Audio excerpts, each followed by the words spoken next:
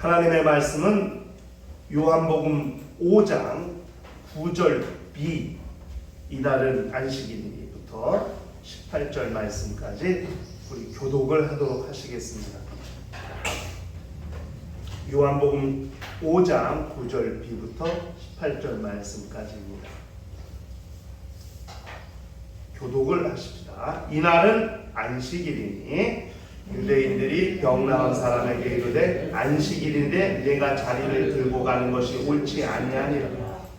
대답하되 나를 낫게 한 그가 자리를 들고 걸어가라 하더라 하니 그들이 묻되 너에게 자리를 들고 걸어가라 한 사람이 누구냐 하되 고침을 받은 사람은 그가 누구인지 알지 못하니 이는 거기 사람이 많으므로 예수께서 이미 피하셨습니다. 그 후에 예수께서 성전에서 그 사람을 만나 이르시되 보라 내가 나았으니 더 심한 것이 생기지 않게 다시는 죄를 범하지 말라 하시니 그 사람이 유대인들에게 가서 자기를 고친 이는 예수라 하니라. 그러므로 안식일에 이러한 일을 행하신다 하여 유대인들이 예수를 박해하게 된지라. 예수께서 그들에게 이르시되 내 아버지께서 이제까지 일하시니 나도 일한다 하시네. 유대인들이 이로 말미암아 더욱 예수를 죽이고자 하니 이는 안식일을 범할 뿐만 아니라 하나님을 자기의 친아버지라 하여 자기를 하나님과 동등으로 삼으심이로라. 아멘. 우리 신앙생활은 거룩한 선택을 하면서 사는 삶을 말하는 것입니다. 어떻게 보면은 우리의 인생 전체가, 우리의 삶 전체가 다 선택의 연속이죠. 아침에 눈 뜨면은 오늘은 아침을 뭐 해 먹을까? 또 출근할 때 오늘 무엇을 입을까? 신발은 어떤 걸 신을까? 다 선택의 연속이죠. 외식하러 가면은 뭘 먹을까? 다 선택하는 거죠. 그런데 우리의 선택이 영원한 문제와 연결되어 있다고 생각하면 아무런 거나 선택할 수 있을까? 그렇게 우리가 생각을 하는 거죠. 물론 먹는 거, 입는 거, 영원한 문제와 그렇게 굳이 관련이 있다고 말할 수는 없습니다만은 우리가 선택이 먹고 자는 거, 입는 거에만 국한되어 있는 게 아니잖아요. 중요한 선택을 할 때가 있습니다. 우리 삶이 궁극적으로는 다 죽음이라는 관문을 향해 가고 있는 거거든요. 우리의 날수가 점점 짧아지고 있잖아요. 우리 여기 다음 세대들 있습니다만은 살아온 날보다 살아갈 날이 훨씬 더 많을 수 있죠. 어떤 사고나 불우한 일을 당하지 않는다고 친다면 다음 세대들은 살아온 날보다 살아갈 날이 훨씬 더 많이 있죠. 그런 차원에서는 우리 율빈이가 제일 살아갈 날이 많이 남아있겠죠. 제일 어리니까. 그런데 나이가 들어갈수록 살아온 날보다 살아갈 날이 점점 줄어듭니다. 그런 죽음을 향해 가고 있는데 그런 과정 가운데서 우리가 무엇을 선택하든지 자기 영혼의 유익을 위해 선택을 하는 지혜가 우리한테 필요하다는 거죠. 결코 불의한 일을 선택할 수 없습니다. 우리는 의롭지 않은 것을 선택할 수 없어요. 더욱 죄를 선택할 수 없어요. 그렇죠?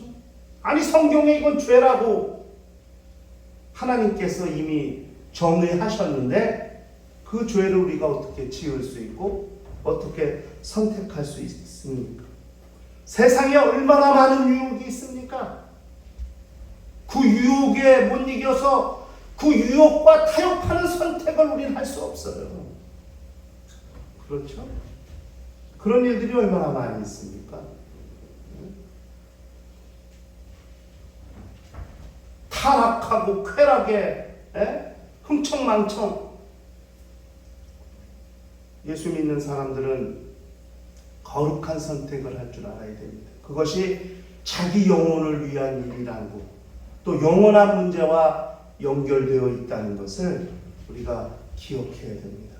여러분, 하루를 살면서 우리가 영적인 일에 얼마나 많은 고민을 하고 있고 얼마나 많은 투자를 하고 있는가, 우리가 함께 생각하면서 신령한 선택, 거룩한 선택, 의로운 선택.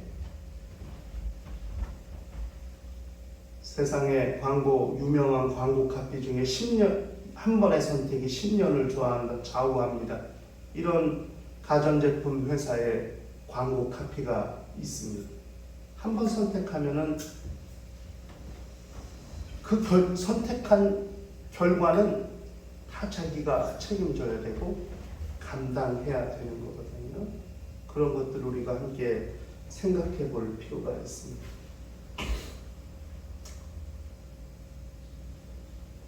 제가 주보에는 그 양반이 독일에서 공부를 해서 난 독일 신학자인 줄 알았는데 오늘 찾아보니까 스위스 출신이시더라고요. 칼 바르트라고 하는 20세기 3대 신학자 중에 한 분이 계십니다. 그분이 계시를 1의 계시, 2의 계시, 3의 계시 이렇게 말했어요. 그래서 1의 계시는 예수 그리스도, 제2의 계시는 성경, 제3의 계시는 설교다 이렇게 주장을 하셨거든요. 그러니까 설교도 하나님의 계시 차원에서 접근할 수 있다는 거예요. 그러니까 설교를 듣는다는 것은 하나님의 말씀을 듣는 것이고, 그 하나님의 말씀을 들음으로써 하나님의 뜻이 무엇인가를 알게 되거든요.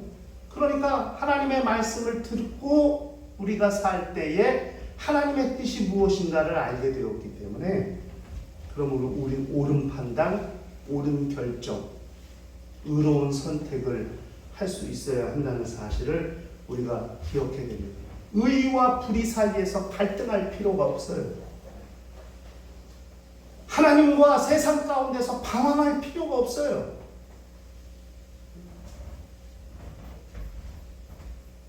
굉장히 중요한 문제거든요.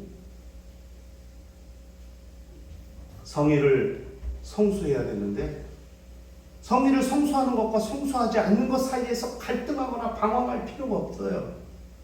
자기가 섬기는, 자기가 출석하는 교회는 나오지 않는다 할지라도 내가 출장이든 어떤 일 때문에 다른 곳에 갔다면 그곳에서도 성의를 지킬 수 있는 방법을 찾는 거죠. 이것이 신앙인들의 옳은 선택이고 의로운 선택인 거죠.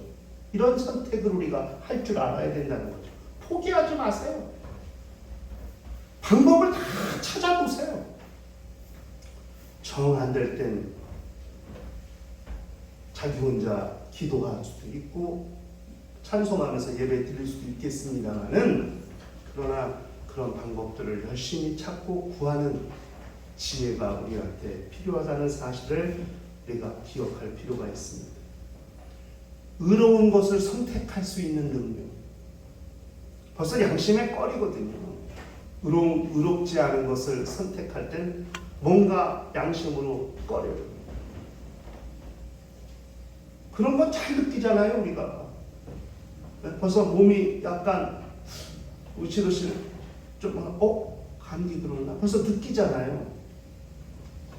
그런 것처럼 영적이고 의로운 선택을 해야 될 때 그것에 반하는 선택을 하게 된다면 벌써 자기 스스로가 양심에 꺼리는 것이 있다는 것, 그것을 무시하거나 외면하지 않아야 된다는 것, 우리가 그런 것들을 생각해 볼 필요가 있습니다. 오늘 우리가 읽은 이 요한복음 5장 9절 이하부터 18절 말씀까지 내용은 예수께서 베데스다 목가에서 38년 된 환자를 고쳐주셨어요. 그 고쳐주신 다음에 이야기를 하고 있는 것이 지금 오늘 본문의 내용이에요. 이 본문의 내용을 통해서 우리는 세 부류의 세 부류의 사람, 선택을 한 세 부류의 사람을 만날 수가 있어요. 그 사람들의 선택을 통해서 과연 우리는 어떤 선택을 하며 살아야 되는가? 신앙인이라면 과연 어떤 것에 관심을 가져야 되고 어떤 것을 택해야 하는가 하는 것을 함께 생각해 볼 수 있습니다. 첫 번째가 유대인들이에요. 요한복음은 이런 공간복음은 뭐 바리새인이나 사두개인이나 대제사장이나 이렇게 직책이나 그들의 직분을 구체적으로 기록하고 있는 반면에 요한복음은 다 싸잡아서 유대인이라고 이렇게 표현을 해요. 그 독특한 표현 중에 하나예요. 요한복음에서 말하는 유대인들이에요. 이들의 선택이 무언가? 이들의 선택은 결론적으로 말하면 영혼이 아닌, 사람이 아닌 제도 또는 안식일을 선택했다는 내용이죠. 이게 무슨 내용이냐? 이들의 관심은 오직 안식일을 지키는 것에만 국한되어 있어요. 38년 동안 걷지도 못하고 일어나지도 못했던 이 병자가 고침받아서 걷게 된 것에는 관심이 없어요. 놀랄 만한 일 아니에요?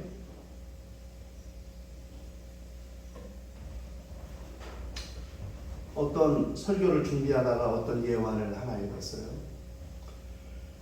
이웃집에 사는 친한 친구인데 하반신이 마비가 돼서 10년 동안 걷지를 못하고 있는 거야. 일어나질 못하는 거야. 침대 생활을 하는 거야. 그런데 어느 날 아침에 새벽부터 잔디 깎는 소리가 들려. 엄청 시끄럽잖아. 단잠을 자고 있는데. 그래서 참다 못해가지고 일어나갖고 창문을 확 열고 누가 이 아침부터 그냥 시끄럽게 잔디를 깎냐고 했는데 보니까 그 친구가 멀쩡하고 일어나서 잔디를 깎고 있는 거야. 그러면 그 친구한테 야 시끄러우니까 조용해! 이렇게 말할 사람이 누가 있어요? 야 너 걸었네? 일어났네? 왜? 어떻게 된 거야? 이렇게 반응을 보여야 정상 아니에요? 아니 38년 동안이나 베데스다 목가에서 누워가지고 집에 가지도 못하고 왜? 천사가 혼자 물을 동하게 할 줄 모르니까 그 자리를 떠날 수가 없어요. 그런데 그런 사람이 자리를 들고 일어나갖고 걸어다니는데 그것에 관심은 하나도 없어. 어이! 당신 안식일에 걸어다니는 거 옳지 않아? 이렇게 얘기한다.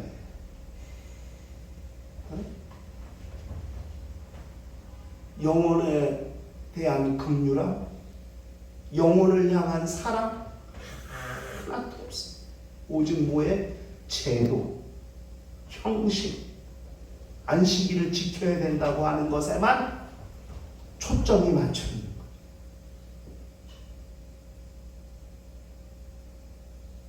조금이라도 함께 기뻐하고 함께 축하할 만도 한데 성경 어디에도 그 환자에 대해서 기뻐하고 축하했다는 내용이 나오질 않아요. 이런 사람들을 우리 주변에서 많이 볼 수 있습니다. 여러분, 예수께서도요, 안식일이 사람을 위해서 있는 것이지 사람이 안식일을 위해서 있는 것이 아니라 이렇게 말씀하셨거든요. 마가복음 2장 27절 28절에 가면 또 이르시되 안식일이 사람을 위하여 있는 것이요 사람이 안식일을 위하여 있는 것이 아니니 이러므로 인자는 안식일에도 주입니다. 안식일을 제정하신 이유가 뭔지 하나님의 마음 전혀 헤아리지도 못하고 그저 안식일만 지켜야 된다고 그렇게 집착하고 고지식하게 그렇게 제도에 대한 관심만 보이고 있는 유대인들의 모습. 여기 무슨 긍휼이 있고 은혜가 있고 사랑이 있습니까? 여러분, 주변에 원칙주의자들이 있죠. 원칙주의자. 고지식하고 그냥 융통성 하나도 없고 긍휼과 자비라는 걸 찾을 수 없는 그런 융통성 없는 사람. 아니, 뭐 나쁜 건 아닌데, 그러나 조금 융통성을 발휘하고 영혼을 사랑하고 이웃을 사랑하는 마음이 있다면 좀 여유로울 수 있고 너그러울 수 있는데도, 그런 여유로움과 너그러움은 찾아볼 수 없는 그런 사람들이죠. 각박하죠. 강팍하고 굉장히 관계가 드라이하죠. 메마르죠. 응? 감정이 없잖아요. 이런 유대인들의 선택, 우리는 어떻게 생각하십니까? 아니, 1, 2년도 아니고 38년 만에 걷게 된 사람 봤으면 사람이라면 한마디라도 좀 옳정치 웬일이야 한마디 해주고, 근데 그런 사람이 이 걷는 것이 얼마나 기쁘겠어요. 그러면 안식일에도 좀 걸어보고 싶지 않겠어요? 그러면 병 나았다고 안식이라 그냥 그대로 누워 있어야 되는 거예요? 에? 아니, 얼마나 기뻐, 얼마나. 아니, 안식일에 저 우물에 빠지고 냇가에 빠진 짐승 새끼는 건져내면서 하나님의 자녀가 38년 동안이나 걷지 못한 자녀를 고치는 것이 왜 문제? 이 사람이 무슨 노동을 한 겁니까? 안식일에 무슨 겨드랑이에 땀날 받고 노동을 한 겁니까? 아니잖아요. 그 기쁨 때문에, 그 감사함 때문에, 또 예수님의 말씀을 듣고 그렇게 걸어간 것인데, 그것을 긍휼히 여기지 못하고 질책하는 유대인들의 선택, 영혼을 선택한 것이 아니라 제도를 택한 사람들의 모습, 우리가 함께 생각해 보아야 한다고 생각이 듭니다. 두 번째는 병고침 받은 사람이에요. 여러분, 38년 만에 걷게 된 것이 얼마나 기뻐요. 얼마나 감사해요. 그런데 지금 이 사람은 자기를 걸어가라고 한 사람이 누구냐고 따지는 유대인들에게 겁을 먹고, 왜 안식일을 범했다는 것으로 정죄받을까 봐 두려워서 예수를 고발한 거예요.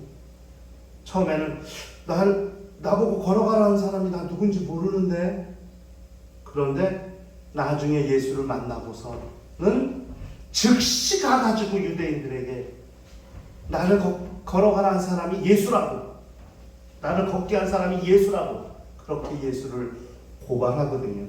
고자질하거든요. 아니, 이게 감사하고 정말 그 은혜에 감사해도 부족할 판인데, 이 사람은 예수를 고자질합니다. 이 사람의 선택은 뭘까요? 은혜를 택한 것이 아니라 자기의 안전, 자기만의 안전, 자기만의 평안, 그것을 선택한 것이죠.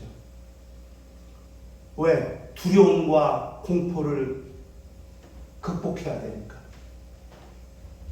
그 협박과 그런 겁박에서 자유함을 얻어야 되니까. 당장 자기에게 닥친 위기와 이런 어려움을 넘어서야 되니까 예수를 고자질하고 고발합니다.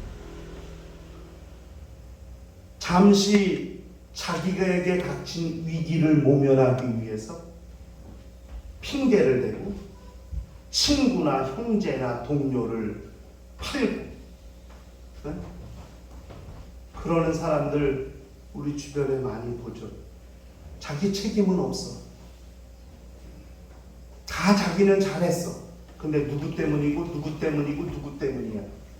이렇게 핑계를 대고 친한 이웃을, 형제를, 동료를, 가족을 팔아넘기는 사람들이 얼마나 많이 있습니까? 자기만 살고자, 자기만 평안하고자, 자기만 안전하고자 그렇게 친한 이웃들을 다 고자질하고 팔아넘기는 사람.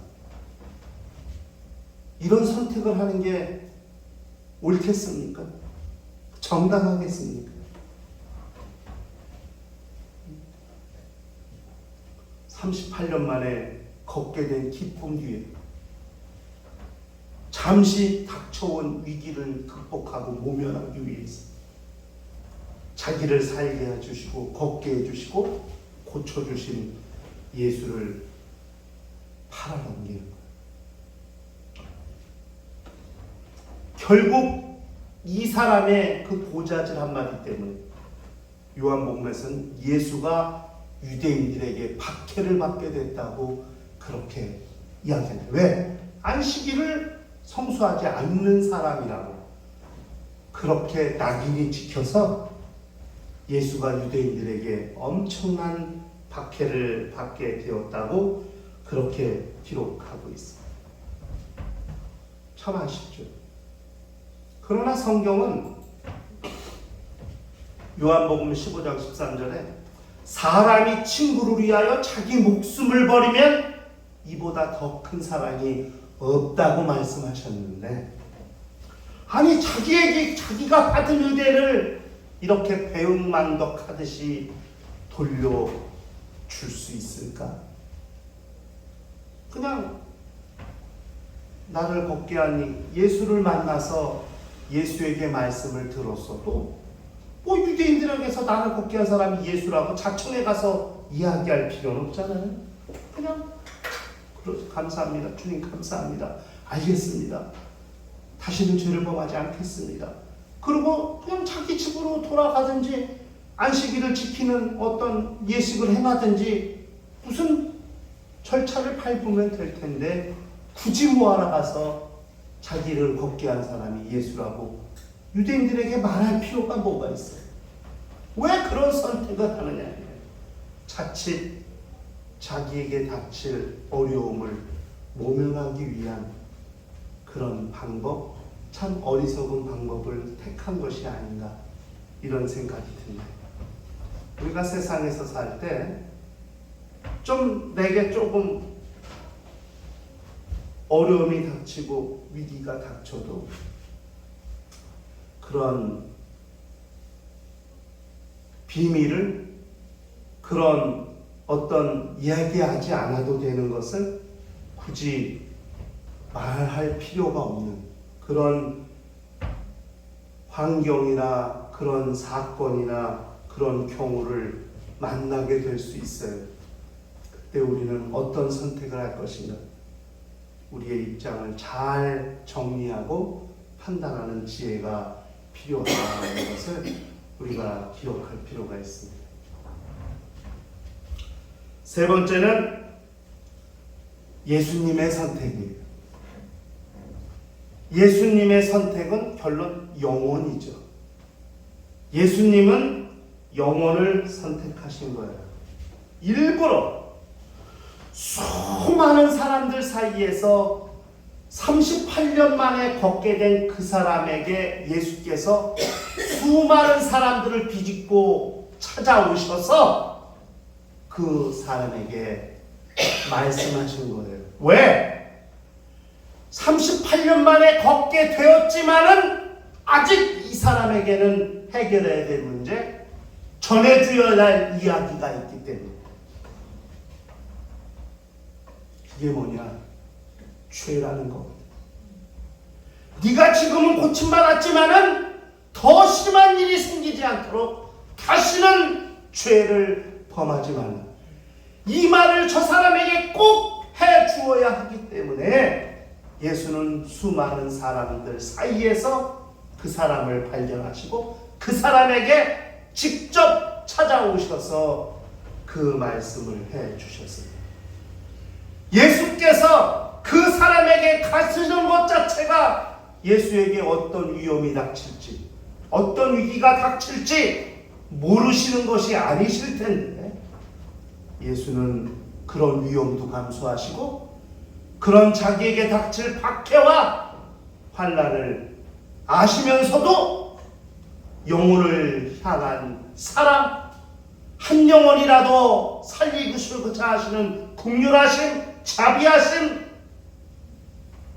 온 인류의 영혼을 구원하러 오신 구원자의 마음으로 그 사람에게 다가가셔서 반드시 이 사람이 꼭 지켜야 될 내용을 그렇게 말씀해 주시는 주님의 모습에서 우리는 비록 내게 위기가 닥쳐 무엇이 선한 일이고 옳은 일이고 정의로운 일인가, 그것을 선택하는 것이 우리에게 필요하다.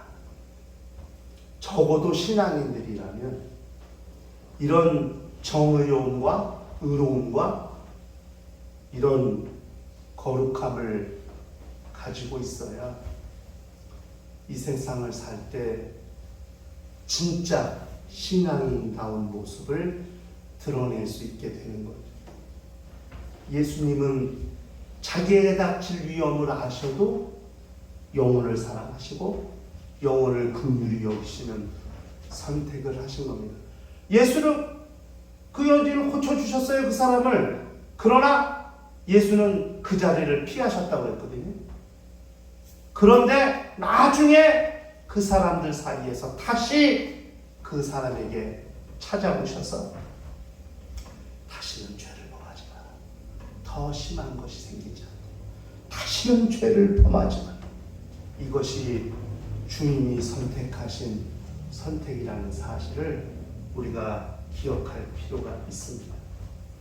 예수의 사랑, 끝까지 사랑하시는 예수님의 사랑, 요한복음 13장 1절에 그렇게 말씀했잖아요. 6월절 전에 예수께서 자기가 세상을 떠나 아버지께로 돌아가실 때가 이른 줄 아시고 세상에 있는 자기 사람들을 사랑하시되 끝까지 사랑하시네. 포기하지 아니하시네. 끝까지 사랑하시네. 비록 자기에게는 위기가 와요. 고난이 닥쳐요. 유대인들에게 박해를 받아요. 신성 모독죄라는 참남한 죄를 덮어 씌움을 당할 수가 있어요. 그럼에도 예수의 사랑은 멈추지가 않는다. 이것이 주님이 선택하신 선택의 내용입니다. 우리가 이 세상을 살 때 유대인들처럼 어떤 형식이나 제도를 택할 것인지, 아니면 고침받은 병자처럼 자기의 위기를, 자기에게 닥친 어떤 어려움을 모면하기 위해서 그렇게 예수를 넘기듯이 고자질하듯이 그렇게 자기 위기를, 자기만의 위기, 자기만의 어려움을 모면하기 위한 그런 선택을 할 것이다. 아니면 비록 자기에게 위기는 닥치고 어려움은 닥칠 수 있으나 영혼을 사랑하는 그 사랑을 선택할 것인지, 우리에게는 어떤 선택이 기다리고 있는지 각자의 선택에 따라 하나님께서 보시는 눈이 있다는 사실을 기억하시면서 일평생 정말 신령하고 거룩하고 영혼을 살리는, 영혼을 끝까지 사랑하는 예수님의 선택과 같은 선택을 하며 사는 거룩한 심령과 가정과 교회가 되시기를 주의 이름으로 축원합니다.